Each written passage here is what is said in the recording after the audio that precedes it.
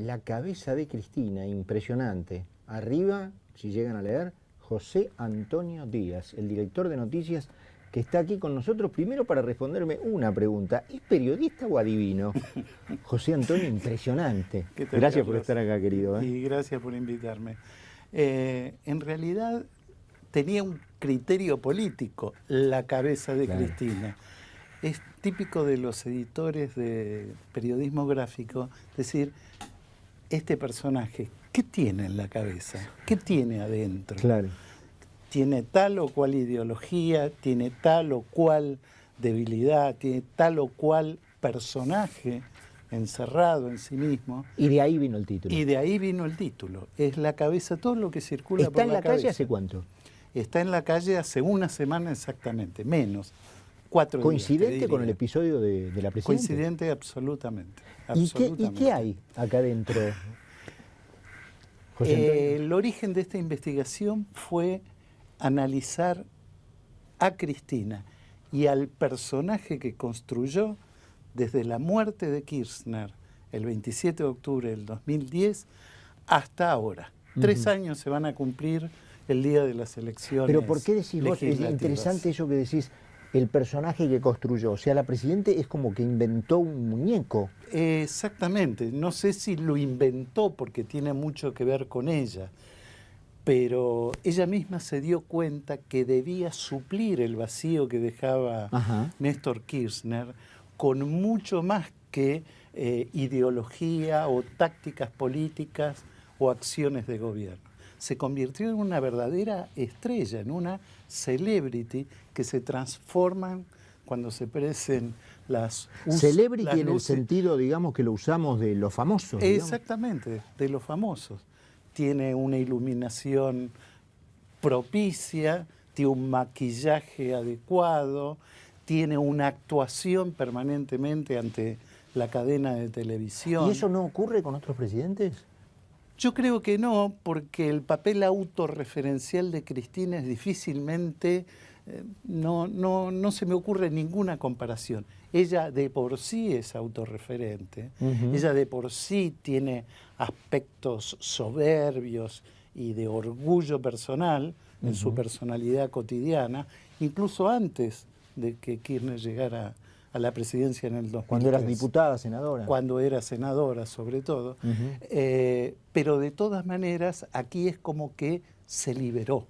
De alguna manera dijo, esta herencia solo me pertenece a mí, soy la única por la que pasa el poder. A todo el mundo le advirtió, ahora Kirchner no está, soy yo. Hablan todos conmigo con ella y todos me reportan, además. Suena, digamos, como, digamos, lo digo con respeto, pero una competencia con el marido. Bueno, ella misma reconoce esa competencia. Ella hace poco acaba de reconocer, y en el libro está contado, las peleas con Néstor por la candidatura presidencial del 2011. Y Néstor le decía, de ninguna manera, el candidato soy yo. Claro. Y ella insistió hasta último momento, lo admite la propia Cristina, de ser ella. Cómo hubieran cambiado las cosas, ¿no? Claro. Si había otro mandato de Kirchner del 2011 al 2015 y Cristina eventualmente volvía del 15 al 19. ¿Te acordás que era la famosa fórmula del 4x4? 4x4, para evitar, digamos, la prohibición constitucional de turnarse. Exactamente, eran 16 años. Exactamente. El tema es que imprevistamente, o no tanto, se murió Néstor.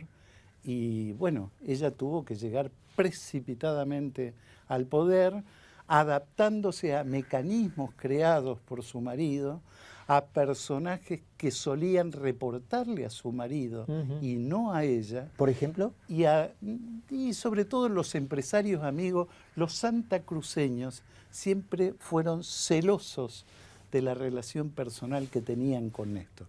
Incluso algunos... Y no tenían esa relación con ella. Y no tenían con ella. Y ella era recelosa de algunas de esas relaciones. ¿Y quién continuó todo eso, José Antonio? Ella habló con todos. Incluso habló hasta con quienes no les caía demasiado bien. Habló con Lázaro Báez, habló con Cristóbal López, habló con todos los empresarios que, con Rudy Ulloa, con todos los que de alguna manera representaban esa idea de la burguesía nacional que pretendía reconstruir Kirchner en el país. ¿Y ella está con ellos en buenos términos? Está en buenos términos, fue muy cuidadosa en cada uno de los casos, lo digo en relación a las denuncias de corrupción que pudieron tocar algunos de esos empresarios. Ella, a su modo, lo defendió y de alguna manera arbitró, por consejo de Carlos Zanini y por su propia acción, a cortar los vínculos, en todo caso, que pudieran ser sospechados o que pudieran involucrarla a ella directamente. Es un papel que tiene Máximo Kirchner, de alguna manera, porque ella se lo pidió. Ahora después te voy a preguntar de eso, pero me quiero meter, porque obviamente es un momento delicado para hablar del tema, pero a la vez periodísticamente interesante, vos lo tratas en el libro, a partir de lo que en algún momento se filtró por Wikileaks sobre las preguntas que en algún momento la embajada norteamericana hizo sobre la salud de la presidenta. Exactamente. Y más precisamente sobre la salud o el equilibrio mental de la presidenta. Exactamente. ¿Qué pasó con eso?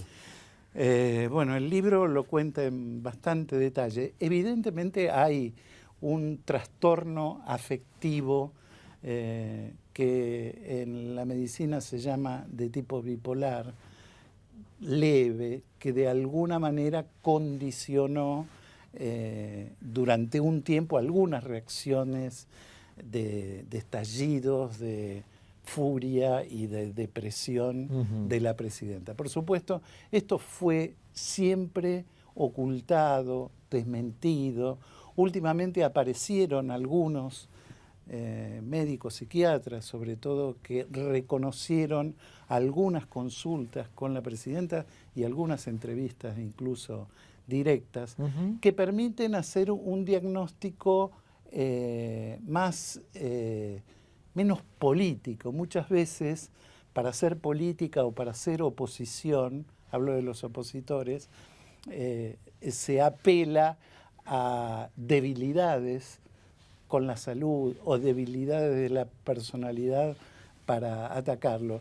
La verdad que esos trastornos psíquicos de Cristina, que ella delega, es decir, ella dice, la bipolar no soy yo, sino mi hermana Giselle, confunden todos los periodistas.